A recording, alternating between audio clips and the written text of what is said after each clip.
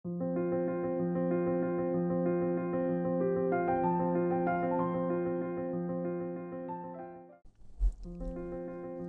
បីខំនិយាយការពារចំណុចល្អនៃភាពក្រីក្រយ៉ាងណាក៏ដោយក៏ការពិតនៅតែជាការពិតគឺថាមនុស្សមិនអាចរស់នៅក្នុងជីវិតមួយដែលបរិបូរណ៍ឬពោពេញទៅដោយភាពជោគជ័យបានទេប្រសិនបើគេមិនមែនជាអ្នកមានម្នាក់គ្មាននរណាអាចអភិវឌ្ឍទេពកោសល្យនិងកម្លាំងចិត្តឲ្យអស់ពីសក្តានុពលបានឡើយប្រសិនបើគេមិនមានប្រាក់ច្រើនគ្រប់គ្រាន់ព្រោះដើម្បីអាចពង្រឹងកម្លាំងចិត្តនិងអភិវឌ្ឍទេពកោសល្យគេត្រូវការចាំបាច់ខ្លាំងណាស់នៅសម្ភារៈដើម្បីធ្វើជាគ្រឿងជំនួយហើយគេមិនអាចមានសម្ភារៈទាំងនោះបានឡើយបើគ្មានលុយទិញមនុស្សម្នាក់អាចអភិវឌ្ឍបញ្ញាចិត្តវិញ្ញាណនិងកាយសម្បទាបានល្អដោយសារមានធនធានសម្រាប់ប្រើប្រាស់ឯសង្គមបច្ចុប្បន្នទៀតសោតបានคล้ายទៅជាប្រព័ន្ធមួយដែលទាមទារឲ្យមនុស្សម្នាក់ត្រូវតែមានលុយទើបពួកគេអាចคล้ายជាម្ចាស់លើរបស់ទាំងឡាយដែលត្រូវការដូច្នេះនិយាយថាជារួមទៅមូលដ្ឋានគ្រឹះនៃការជឿនលឿនទៅមុខរបស់មនុស្សគឺគ្មានអ្វីក្រៅអំពីក្បួនខ្លាយជាអ្នកមាននោះទេ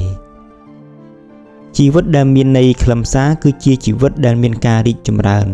ដូច្នេះជីវិតទាំងអស់មិនថាសត្វរុក្ខជាតិឬមនុស្សឡើយគឺសុទ្ធតែមានសិទ្ធិមួយពីធម្មជាតិដែលគ្មាននរណាអាចដកហូតបាន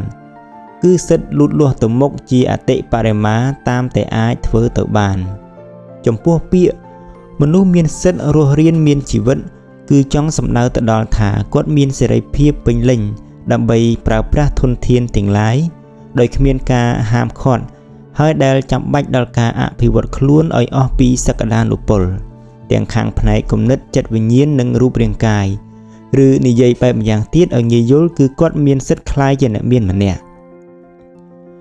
នៅក្នុងសៀវភៅនេះខ្ញុំនឹងមិននិយាយអំពីភាពមានបានតាមរយៈការយកទឹកលុយមកវាស់វែងនោះទេពាក្យមានបានពិតប្រាកដគឺមិនមែនមានន័យថាជាការស្ងប់ចិត្តឬពេញចិត្តនឹងរបស់តិចតួចនោះឡើយគ្មាននរណាម្នាក់ពេញចិត្តពេញថ្លើមនឹងរបស់បន្តិចបន្តួចនៅពេលដឹងច្បាស់ថាខ្លួនមានសមត្ថភាពនឹងទទួលបានច្រើនជាងនេះឡើយធម្មជាតិតម្រូវឲ្យជីវិតមានការលូតលាស់និងបញ្ចេញសក្តានុពលឲ្យអស់ពីសមត្ថភាពដូច្នេះមនុស្សម្នាក់ត្រូវតែមានធនធានឲ្យបានគ្រប់គ្រាន់ដើម្បីធ្វើឲ្យជីវិតមានថាមពលមានភាពសម្បូរសប្បាយមានសម្រស់មានទ្រព្យសម្បត្តិច្រើនចំណែកឯជីវិតដែលខ្វះខាតធនធានឬសូម្បីតែមានត្រឹមតែបន្តិចបន្តួចគឺជាជីវិតមានបាបមនុស្សដែលមានរបស់ដើម្បីចិញ្ចឹមជីវិតឲ្យបានល្អជាទីបំផុតទើបអាចចាត់ទុកបានថាជាអ្នកមានព្រោះគ្មាននរណាដែលគ្មានលុយសោះតែបែរជាមានរបស់ដែលខ្លួនត្រូវការនោះទេតាំងពីចាប់កំណើតមកជីវិតរីកលូតលាស់ទៅមុខជានិច្ចហើយកាន់តែលូតលាស់កាន់តែស្មុគស្មាញទៅសូម្បីតែមនុស្សដែលមានជីវភាពធម្មតាក៏ចាំបាច់ត្រូវតែមានប្រាក់កាន់តែច្រើនជាងមុនទើបអាចរស់នៅក្នុងសង្គមនេះបានដែរជាធម្មជាតិមនុស្សម្នាក់តែងតែប្រាថ្នាចង់រីកចម្រើនឲ្យអស់ពីសមត្ថភាពរបស់ខ្លួនហើយចំណង់នេះមាននៅក្នុងខ្លួនមនុស្សតាំងពីកំណើតមកម្ល៉េះជោគជ័យក្នុងជីវិតគឺមានន័យថាបានក្លាយទៅជាមនុស្សដែលខ្លួនប្រាថ្នាហើយដើម្បីអាចក្លាយទៅជាមនុស្សដែលខ្លួនប្រាថ្នាលុះត្រាតែអ្នកមានធនធានគ្រប់គ្រាន់សម្រាប់ប្រើប្រាស់ហើយអ្នកមានសិទ្ធិទទួលបានធនធានទាំងអស់នោះលុះត្រាតែអ្នកគឺជាអ្នកមានព្រោះទាល់តែអ្នកទើបមានលុយទើបអាចទិញអីបានគ្រប់គ្រាន់និយាយរួមការយល់ដឹងអំពីក្បួនខ្លាយជាអ្នកមានតាមបែបវិទ្យាសាស្ត្រគឺជាចំណេះដឹងដ៏សំខាន់បំផុតគ្រាន់តែចង់ខ្លាយជាអ្នកមានម្នាក់គឺគ្មានអ្វីខុសឡើយព្រោះការចង់បានចង់មានគឺគ្រាន់តែដើម្បីជីវិតឲ្យកាន់តែមានន័យខ្លឹមសារកាន់តែបរិបូរណ៍និងកាន់តែគ្រប់គ្រាន់តែប៉ុណ្ណោះហើយក្តីប្រាថ្នាបែបនេះគឺជារឿងដែលគួរឲ្យសរសើរទៅវិញទេផ្ទុយទៅវិញមនុស្សដែលមិនប្រាថ្នាចង់ឲ្យជីវិតរបស់ខ្លួនសម្បូរសប្បាយគឺទៅជាមនុស្សចម្លែកខុសពីធម្មតា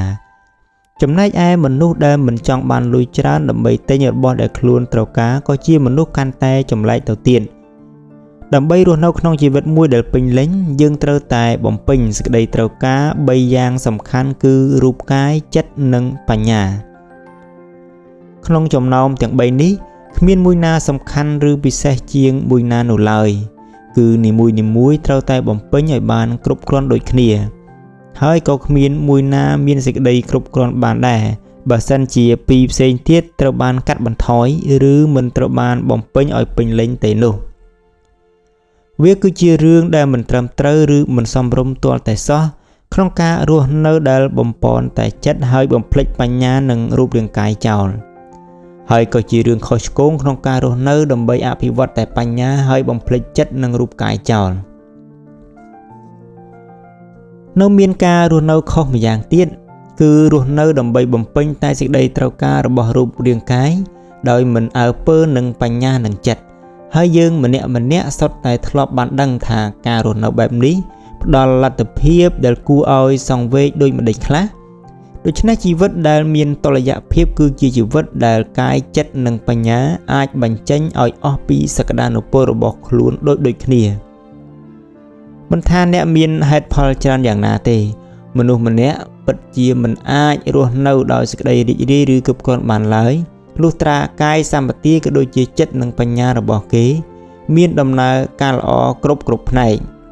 បើមានផ្នែកណាមួយអសមត្ថភាពឬក៏មិនដំណើរការពេលនោះអារម្មណ៍មិនពេញចិត្តនឹងកើតមានឡើងដូច្នេះ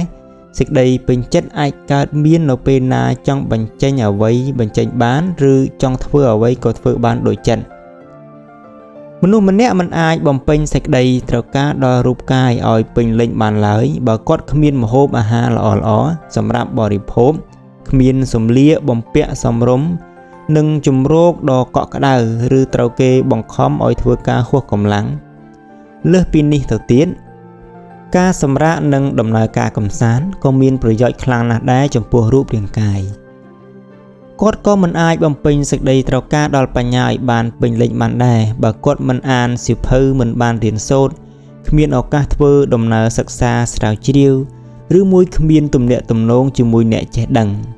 ដើម្បីបំពន់សុខភាពរបស់បញ្ញាគាត់ត្រូវបង្កើនគំនិតនិងត្រូវប្រស្រ័យតាក់ទងជាមួយនឹងសិល្បៈនិងសោភ័ណភាពដែលធ្វើឲ្យគាត់មានអារម្មណ៍ស្រស់ស្រាយដើម្បីបំពន់សុខភាពរបស់ដួងចិត្តគាត់ត្រូវការសេចក្តីស្រឡាញ់ហើយសេចក្តីស្រឡាញ់នេះមិនអាចលូតលាស់បានល្អនៅក្នុងភាពក្រីក្របានឡើយសេចក្តីរីករាយរបស់មនុស្សម្នាក់អាចឡើងដល់កម្រិតកំពូលទៅបានលុះត្រាតែគាត់អាចបំពេញសេចក្តីត្រូវការដល់មនុស្សទាំងឡាយដែលគាត់ស្រឡាញ់ព្រោះសេចក្តីស្រឡាញ់គឺកើតចេញអំពីការជួយអ្នកដទៃមនុស្សដែលគ្មានសមត្ថភាពជួយគឺមិនសមជាស្វាមីឬឪពុកម្នាក់បានឡើយហើយក៏មិនសមជាពលរដ្ឋល្អឬជាមនុស្សបុរសពេញលក្ខណៈម្នាក់បានដែរទាល់តែមានធនធានគ្រប់គ្រាន់សម្រាប់ប្រើប្រាស់ទើបមនុស្សម្នាក់អាចរស់ក្នុងជីវិតពេញលេញពេញរូបរាងកាយចិត្តហើយនិងបញ្ញាដូច្នេះគាត់ចាំបាច់ដោយខានមិនបានត្រូវតែក្លាយជាអ្នកមានវាគឺជារឿងសមហេតុផលដែលអ្នកប្រាថ្នាចង់ក្លាយជាអ្នកមាន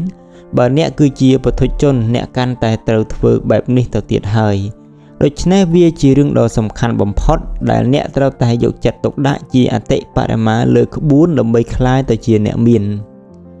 ពីព្រោះវាគឺជាមុខវិជ្ជាដែលវិសេសវិសាលជាងគេដែលត្រូវតែរៀនបើសិនអ្នកមើលរំលងមុខវិជ្ជានេះមានន័យថាអ្នកកំពុងតែបំភ្លេចកាតព្វកិច្ចចំពោះខ្លួនឯងចំពោះទេពតាដែលតាមថែរក្សានិងចំពោះមនុស្សជាតិព្រោះអ្នកគ្មានវិធីណាដែលអាចសងគុណដល់ទេពតាឬធ្វើប្រយោជន៍ឲ្យដល់មនុស្សជាតិបានច្រើនជាងការដែលអ្នកអាចទាញប្រយោជន៍ឲ្យបានជាអតិបរមាចេញអំពីខ្លួនឯងបានឡើយ